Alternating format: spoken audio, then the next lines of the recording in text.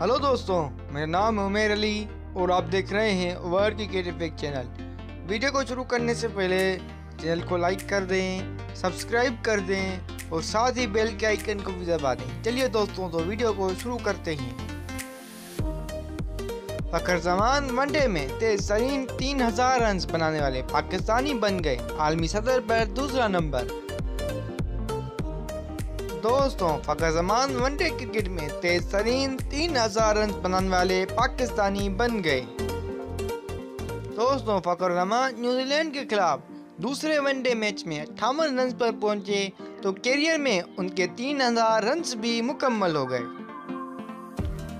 दोस्तों, फखर जमान एक रोजा मैचों में तेज तरीन 3000 रन बनाने वाले दुनिया के मुश्तरका तौर पर दूसरे बल्लेबाज हैं, जबकि तेज तरीन पाकिस्तानी और एशियन बैटर भी हैं। फखर जमान ने 3000 रन तक पहुंचने के लिए 67 इनिंग का सहारा लिया, जबकि बाबर आजम ने यह हिस्सा 68 इनिंग्स में पूरा किया था। दोस्तों, तेज तरीन 3000 रन बनाने का रिकॉर्ड जनूबी अफ्रीका के हाशिम आमला के पास है। उन्होंने ये संगमेल 57 इनिंग्स में हासिल किया। फखर जमान की तरह शाह हुक ने भी अपने 3000 रन 67 इनिंग्स में पूरे किए थे।